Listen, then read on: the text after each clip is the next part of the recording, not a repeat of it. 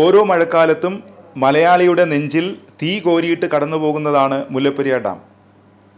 എത്ര മുറവിളി കൂട്ടിയിട്ടും ഏത് നിമിഷവും 20 ലക്ഷത്തിലധികം പേരുടെ ജീവൻ അപഹരിക്കാൻ ശേഷിയുള്ള മുല്ലപ്പെരിയാർ ഡാമിൻ്റെ കാര്യത്തിൽ ശാശ്വതമായൊരു പരിഹാരം കാണാൻ സർക്കാരുകൾക്ക് കഴിയുന്നില്ല.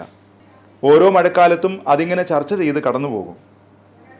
മുണ്ടക്കൈ ദുരന്തത്തിൻ്റെ പശ്ചാത്തലത്തിൽ മുല്ലപ്പെരിയാർ ഡാം വീണ്ടും ചർച്ചയായിരിക്കുകയാണ്.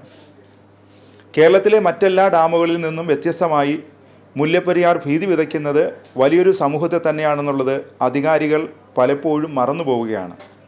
മുല്ലപ്പെരിയാർ പൊട്ടിയാൽ അതിന് താഴെയുള്ള നിരവധി ഡാമുകളും പൊട്ടിത്തകരും. ബലക്ഷയമില്ല എന്ന് അധികാരികൾ വ്യക്തമാക്കുന്നുണ്ടെങ്കിലും അപകടങ്ങൾ മുൻകൂട്ടി നിശ്ചയിച്ചല്ല വരാറുള്ളത് എന്നതിനാൽ ജനങ്ങളുടെ ഭയത്തെ തള്ളിക്കളയാനാവില്ല.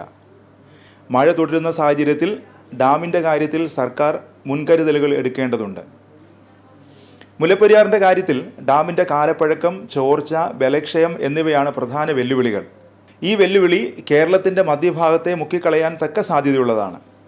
ആലപ്പുഴ, കോട്ടയം, ഇടുക്കി, എറണാകുളം എന്നീ 4 ജില്ലകളിലെ ജനങ്ങൾക്കാണ് മുല്ലപ്പെരിയാർ ഭീഷണി ഉയർത്തുന്നത്.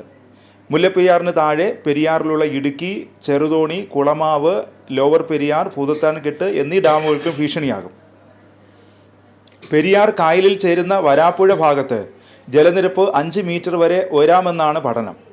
മുല്ലപ്പെരിയാറിന് 47 കിലോമീറ്റർ താഴെയാണ് ഇടുക്കി ഡാം. മുല്ലപ്പെരിയാറിന് എന്തെങ്കിലും സംഭവിച്ചാൽ പ്രളയജലവും മറ്റും ഒഴുകി ഇടുക്കി ഡാമിലെത്തും. ഈ പ്രളയം താങ്ങാൻ ഇടുക്കി ഡാമിന് കഴിയില്ല. ചെറുതോണി ഡാമിന് മാത്രമാണ് സ്പിൽവേ ഉള്ളത്. ഇടുക്കി, കുളമാവ് ഡാമുകൾക്ക് സ്പിൽവേ ഇല്ല. ചെറുതോണി ഡാമിൻ്റെ സ്പിൽവേയിലൂടെ മാത്രം ഈ പ്രളയജലം പുറത്തേക്ക് ഒഴുകാൻ കഴിയില്ല. 3 ഡാമുകൾക്ക് മുകളിലൂടെ പ്രളയജലം ഒഴുകും. ഈ ഡാമുകളുടെ സുരക്ഷയെ അവ ബാധിക്കും. സമാനമായ രീതിയിൽ ലോവർ പെരിയാർ, ഭൂതത്താൻകെട്ട് ഡാമുകളെ ബാധിക്കും. ഏകദേശം 110 കൊല്ലം മുമ്പ് കുമ്മായവും സുർക്കിയും കല്ലും ഉപയോഗിച്ച് പടുത്തുയർത്തിയ ഈ മേജർ അണക്കെട്ടിൻ്റെ സുരക്ഷിത ആയുസ് തീർന്നിട്ട് തന്നെ 4 പതിറ്റാണ്ടിലേറെയായി. തമിഴ്നാട് ഏതാനും വർഷങ്ങൾക്ക് മുമ്പ് നടത്തിയെന്ന് അവകാശപ്പെടുന്ന ബലപ്പെടുത്തൽ സംവിധാനങ്ങൾ താൽക്കാലികമായ പ്രയോജനം ചെയ്തിട്ടുള്ളൂ.